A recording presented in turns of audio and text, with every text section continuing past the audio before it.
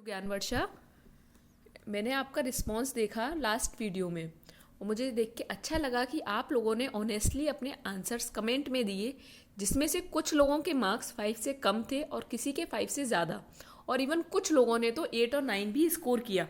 तो आप लोग ये चीज़ कंटिन्यूटी में रखिए। After some time you will see how your marks are improving. Rules आप लोगों को पता ही हैं क्विज के, जिसमें से आपको अपने जो स्कोर है जो भी कैलकुलेट होके आएगा वो आपको कमेंट में मुझे बताना है, ऑनेस्टली बताना है, ठीक है। और आपको जो ये पीडीएफ है वो ज्ञान वर्षा टेलीग्राम चैनल पर मिल जाएगी, ठीक है। So will start the quiz. See first question, this question asked in DBT 2013, which of the following are components of a phospholipid? First option is cholesterol, glycerol, fatty acid. Second option is fatty acids, phosphate group, glycerol. Third option is glycerol, amino acid, phosphate group. And fourth option is phosphate group, cholesterol and monosaccharides. So I think आप लोगों ने अपना answer सोच लिया होगा. So we'll see the answer. The correct answer is answer B. See, as we know, cholesterol is not present in the phospholipid. Cholesterol is present in the plasma membrane but not in the phospholipid. So the first and fourth option is wrong. And if we talked about amino acid is not present in the phospholipid, so this option is also wrong. So the correct answer is B, fatty acid, phosphate group and glycerol, where glycerol is the backbone of the phospholipid. Okay, so we'll move to the next question. ये मैंने आपको और दे दिया है थोड़ा detail version में समझने के लिए. So we'll see the next question. Next question is, which one of the following sequences is a palindrome? This question asked in DBT 2014. They gave you some sequences. आपको इन ऑप्शंस में से जो ये sequence दिए ऑप्शन में से उसमें से करेक्ट ऑप्शन बताना है. ओके, तो आई थिंक आप लोगों ने डिसाइड कर लिया होगा which option is correct. So will see the answer. The correct answer is answer D. देखिए आप कैसे देखेंगे, ये मैंने सिर्फ एक ही उसके लिए लिया है जो करेक्ट ऑप्शन है, तो this one is for only one. But if you see here, आपको क्योंकि आंसर पता नहीं होगा करेक्ट वाला, तो आप सारे अपने लिखिए, क्योंकि ये टेम्पलेट स्टैंड जो कि आपको दिया हुआ है ऑप्शन में वो सारे आप लिखिए और उसके लिए कॉम्प्लीमेंट्री स्टैंड बनाइए, ठीक है. देखिए पैलिंड्रोमिक सीक्वेंसेस क्या होते हैं, जैसे मॉम है, अगर आप उन्हें यहाँ से पढ़ें या आगे से पढ़ें या पीछे से, सेम ही पढ़ने में आए, लाइक MOM और MOM, लाइक लोल, आप यहाँ से पढ़ें चाहे यहाँ से पढ़ें, किसी भी डायरेक्शन से पढ़ें, वो सेम पढ़ने में आए, तो दैट इज पैलिंड्रोमिक सीक्वेंसेस. तो अगर हम इसके लिए देखेंगे तो ये देखिए, अगर हम यहाँ से पढ़ें चाहे यहाँ से पढ़ें, क्योंकि हमने इसका कॉम्प्लीमेंट्री बना लिया, अब इसको हम चाहे आगे से पढ़ें चाहे पीछे से पढ़ें, सेम पढ़ने में आ रहा है. AGGCCT, and for complementary will start from here, AGGCCT. So that is palindromic. So the correct option is D. So we'll move for the next question.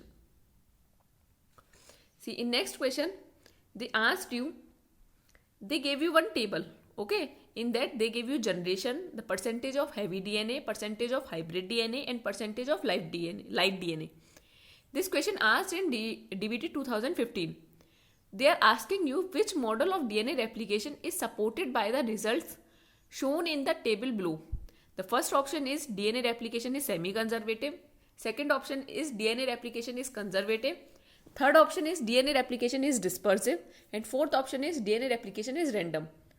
So I think आप लोगों ने इसका आंसर सोच लिया होगा. So we'll see the answer. The correct answer is answer B. See how. As you all people know about the semi-conservative model, conservative and dispersive model. See, semi-conservative model में क्या होता है, जो पेरेंटल DNA होता है, जब वो generation first means जब रेप्लिकेशन होता है, वो जनरेशन फर्स्ट के जो ऑफ स्प्रिंग्स आते हैं, जो कॉपीज आती हैं, नॉट ऑफ स्प्रिंग, जो DNA आएगा कॉपी होके, तो उसमें क्या होता है कि हाइब्रिड DNA बनता है फर्स्ट जनरेशन में, बिकॉज एक पेरेंटल कॉपी आती है और एक न्यू डॉटर कॉपी आती है. पर जब जनरेशन सेकेंड होता है सेमी कंजर्वेटिव में, तो उसमें हाइब्रिड DNA भी होता है as well as light DNA भी होता है, ओके. बट इन कंजर्वेटिव क्या होता है कि ऑलवेज एक कॉपी प्रिजर्व चलती है. सी, ऑलवेज एक कॉपी प्रिजर्व चलती है ईच जनरेशन में, ओके और हमेशा एक लाइट कॉपी बनती रहेगी. देखिए फॉर जनरेशन फर्स्ट 2 कॉपीज होंगी, एक for new daughter stand and for 1 copy is for parental. लेकिन अगर हम जनरेशन सेकंड में देखें तो देखिए 3 कॉपीज हमें न्यू की मिल रही है और एक कॉपी जो है प्रिजर्व है वो पेरेंटल की, तो वो वही आई. बट इन डिस्पर्सिव मॉडल क्या होता है कि कुछ फ्रेगमेंट्स पेरेंटल के होते हैं और कुछ फ्रेगमेंट्स हमें डॉटर के मिलती है, न्यू डॉटर की, जो डॉटर आएगी उसके. ठीक है, so the correct answer is B. See will see the how. See in this they mention that there is no hybrid DNA. Okay, there is no hybrid DNA. It mean semi conservative नहीं आ सकता, क्योंकि semi conservative model में अभी हमने देखा कि hybrid DNA होता है. And they gave you in first generation 100% heavy DNA, in second generation half. Okay, means one is fully parental and one is fully daughter new one. In third generation 25, only 1/4 is conservative and 75% is light DNA, means new one. So this follows the second option, DNA replication is conservative. Okay, so we'll move to the next question. Your next question is, in glycolysis, the conversion of 1 mole of fructose 1,6-bisphosphate to 2 mole of pyruvate result in the formation of. देखिए ये question DBT 2016 में पूछा गया है. इसमें आपका first option है 1 मोल NAD plus and 2 mole of ATP. Second option is 2 mole of NAD plus and 4 mole of ATP.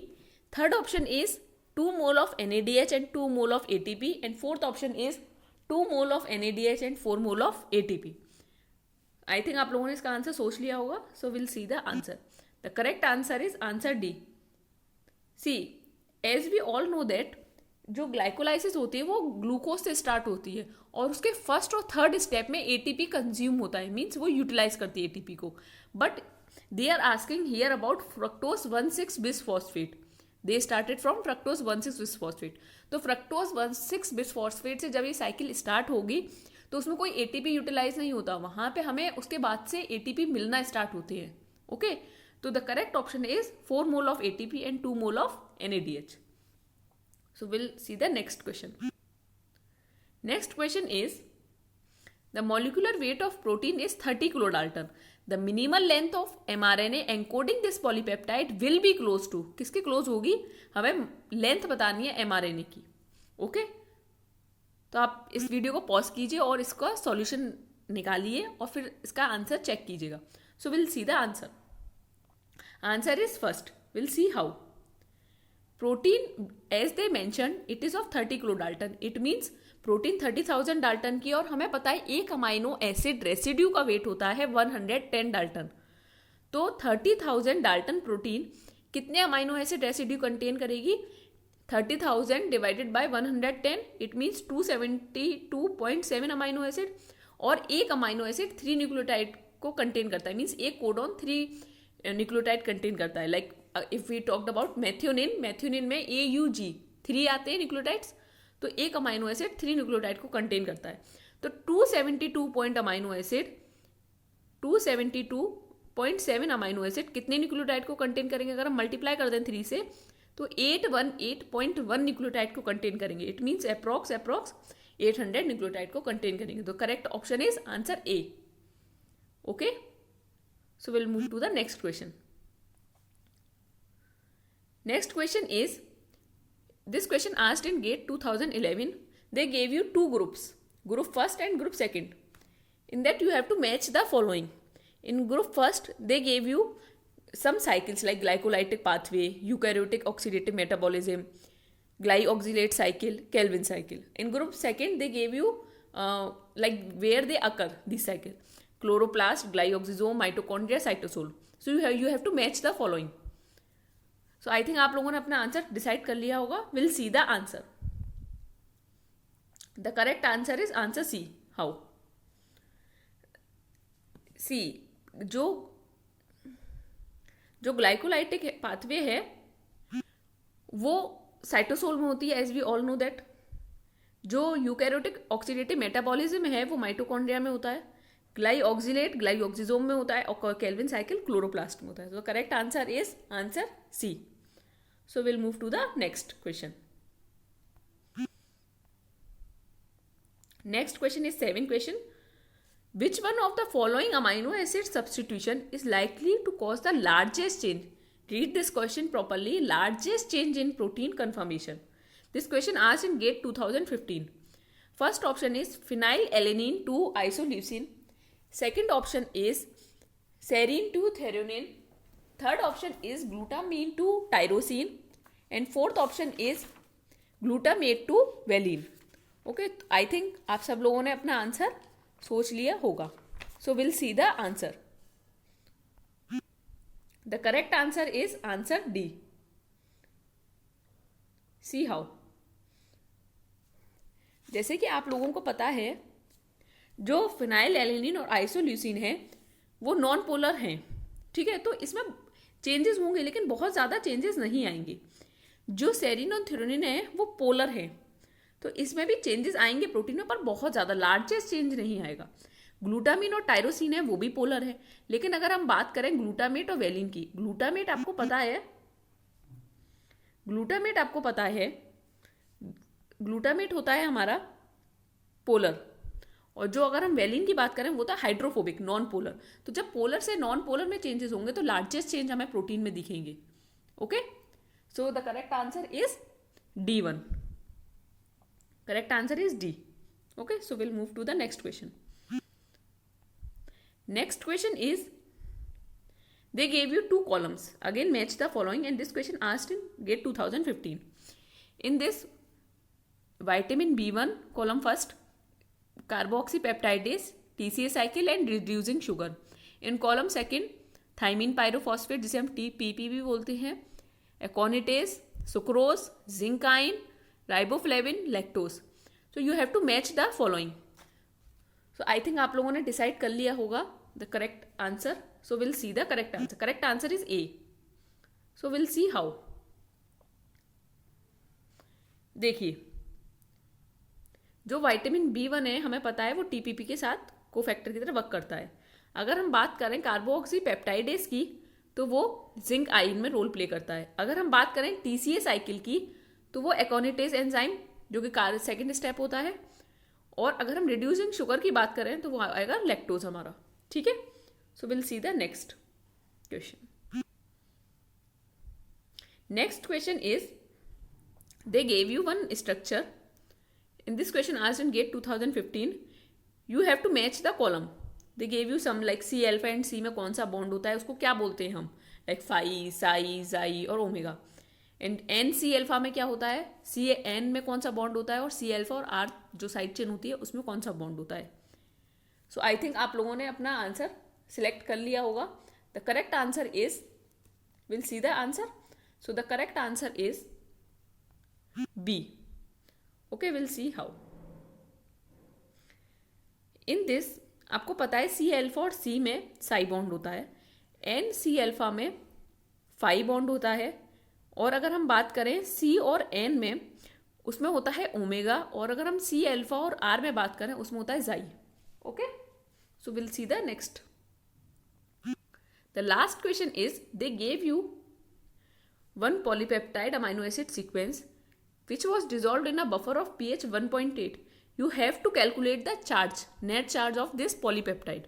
And this question asked in GATE 2016. So आप इस क्वेश्चन को सॉल्व कीजिए और अपना देखिए कि आपका कितना नेट चार्ज आ रहा है. So will see the answer. So answer is B. See how.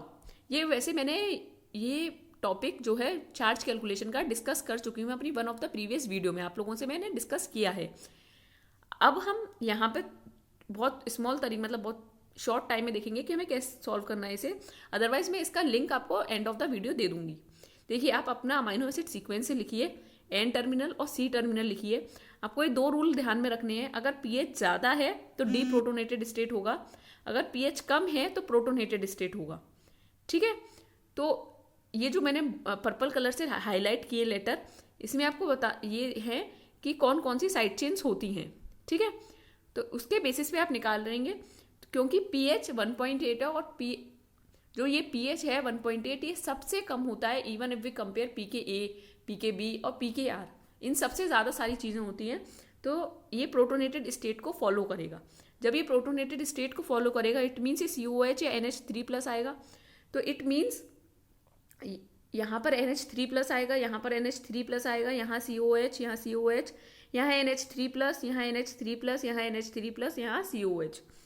ठीक है. So the correct answer is +5. Okay. So I think आपको समझ में आया होगा. अगर नहीं आया तो आप उस वीडियो को जाके देखिए, आपको पूरा वहाँ डिटेल वर्जन मिलेगा इसका.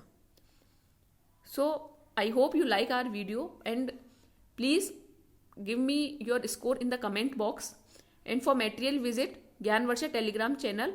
I will upload this PDF on the Gyanvarsha Telegram channel, and you can ask your query in either by in the comment, or you can send me mail on the gyanvarshaquery@gmail.com.